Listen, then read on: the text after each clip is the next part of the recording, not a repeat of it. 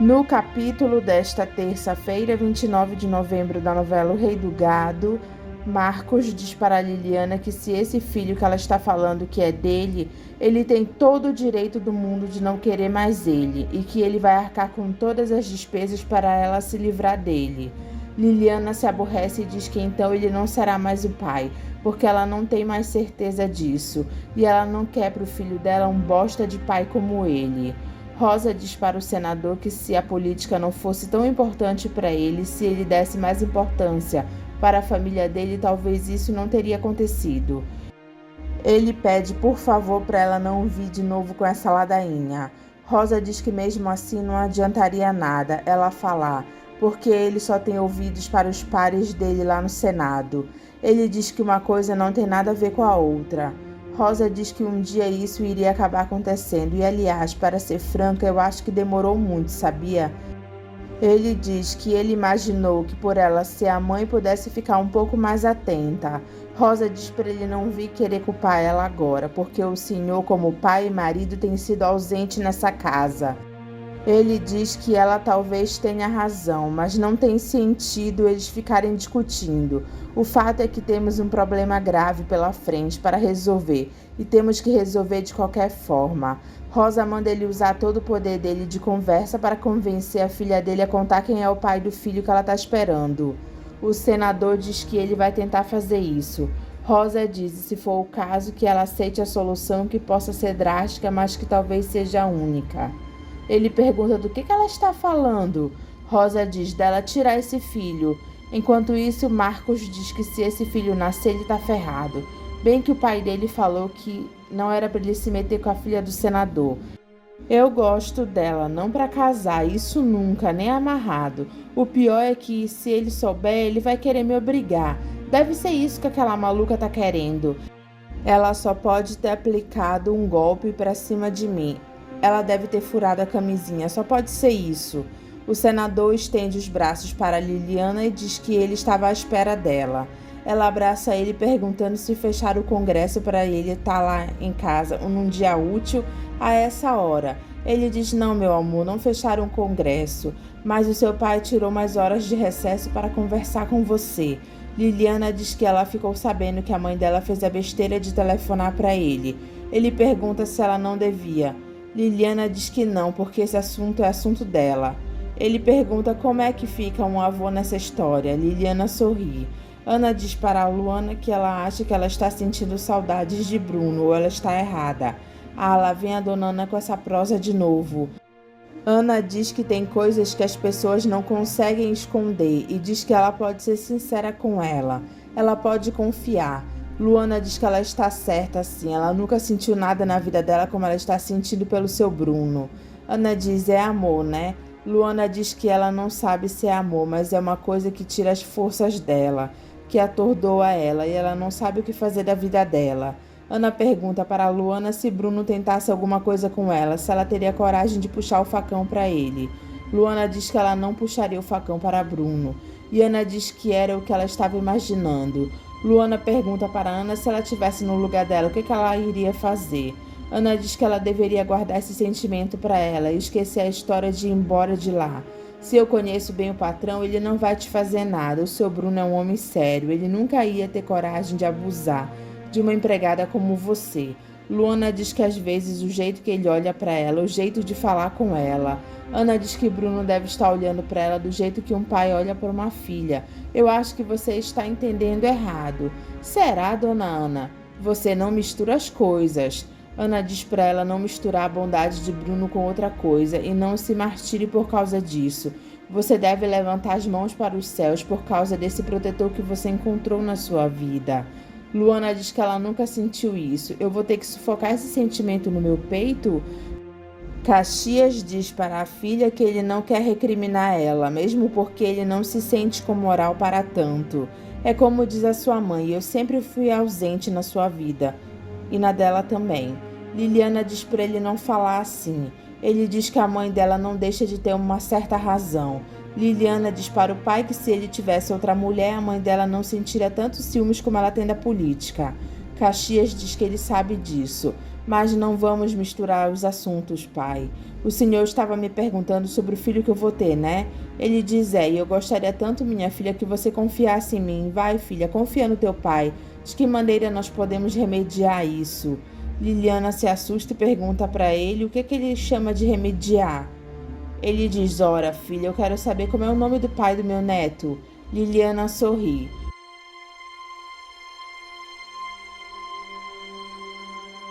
Bruno diz para Leia que ele ouviu de Marcos que a vocação dele não era para lidar com boi, que a primeira coisa que ele iria fazer depois que eu morresse era pegar as minhas terras e as minhas boiadas e ia vender tudo. Se eu tivesse levado um tapa na cara, não teria sido pior.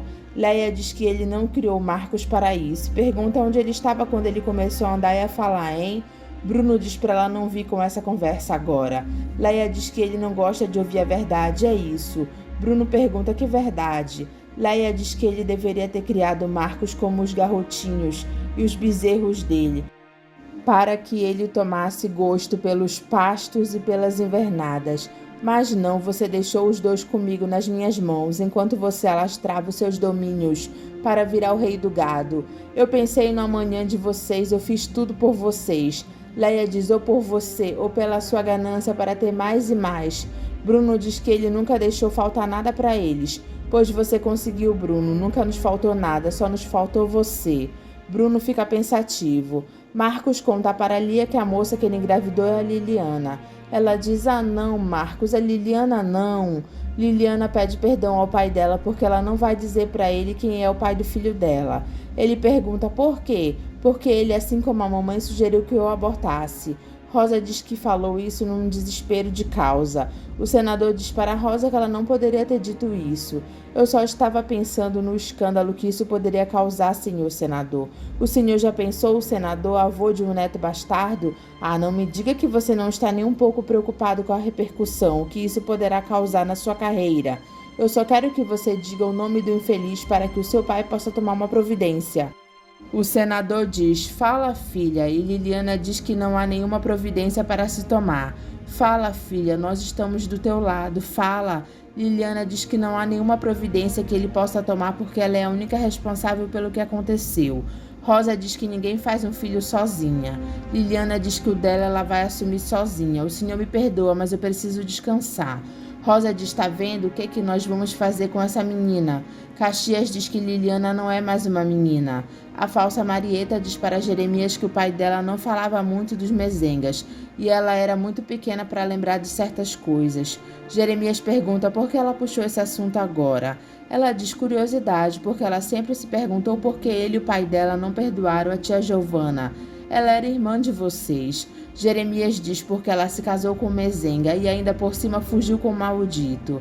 Ela pergunta se ele chegou a conhecer o filho dela e como ele se chamava. Ele diz que se chamava Bruno Berdinazzi Mezenga.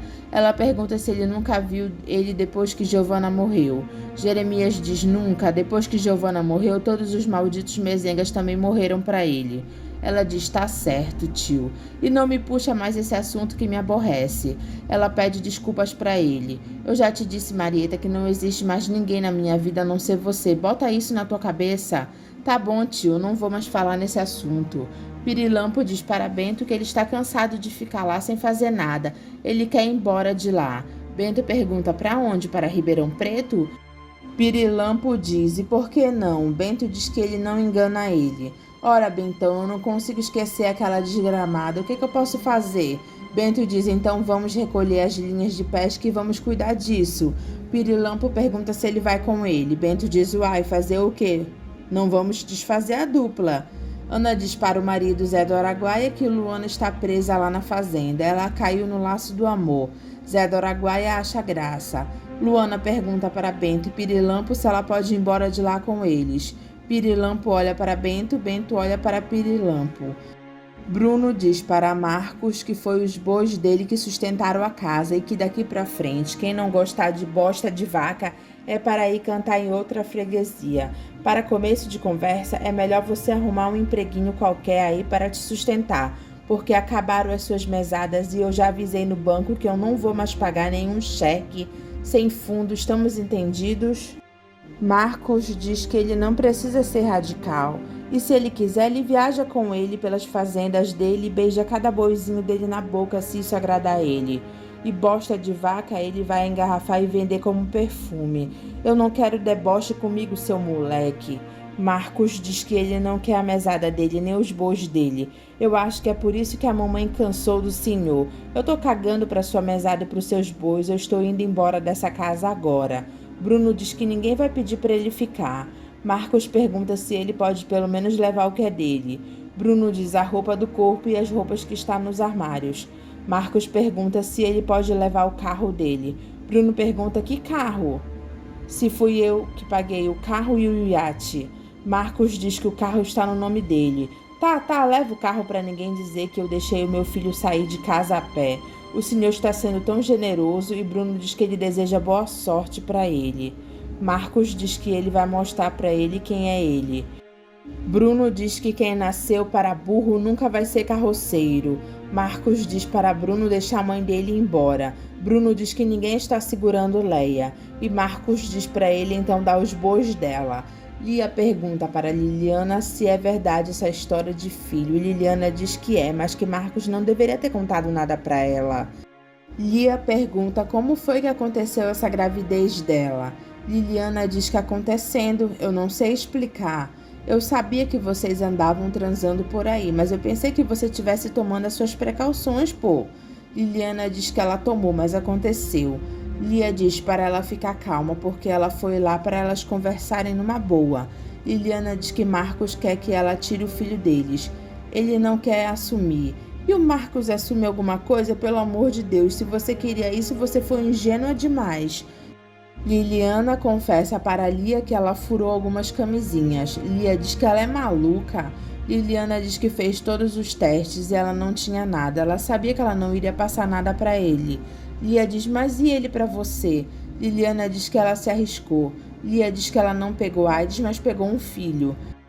Que era tudo o que eu mais queria do seu irmão, Lia. Você é uma maluca varrida, Liliana. Lia pergunta se os pais dela estão sabendo disso. Liliana diz que os pais dela estão sabendo que ela está esperando um filho, mas não sabem de quem é. Ela não vai dizer nunca. E por que você não vai dizer? Porque ele pediu para mim tirar o nosso filho, porque ele não gosta de mim.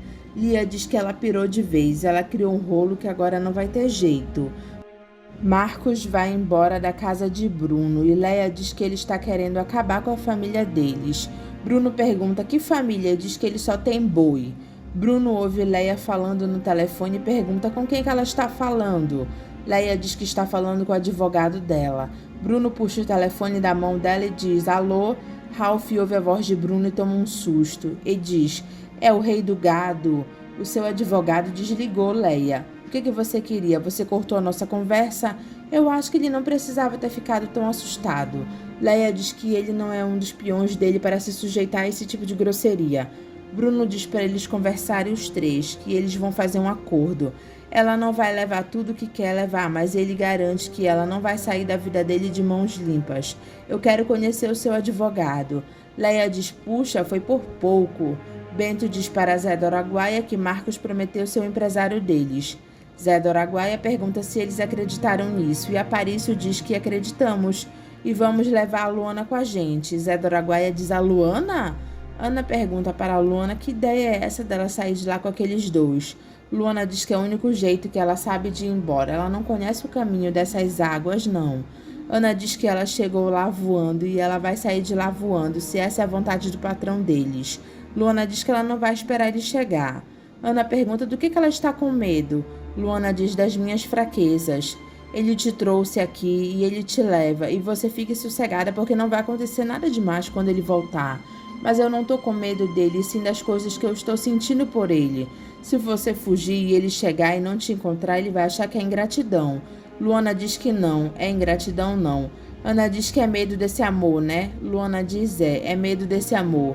Ana pergunta se ela nunca sentiu isso. Luana diz nunca e ela não sabe o que fazer. É por isso que ela vai embora. Você, Luana, uma moça tão forte, não saber lidar com isso? Até me espanta, sabe? Ana diz que ela está fugindo do homem que ela ama e pergunta se ela não quer experimentar o gostinho desse amor. Luana fica pensativa. Zé do Araguaia diz para Luana que ele já despachou os dois e que ela não vai sair de lá não. Bruno diz para Leia que se ele pode até concordar com a partilha dos bens deles, mas só se ela disser quem é o outro que ela arrumou. Leia fica assustada pela pergunta de Bruno e Bruno diz para ela não inventar história porque ele não é trouxa.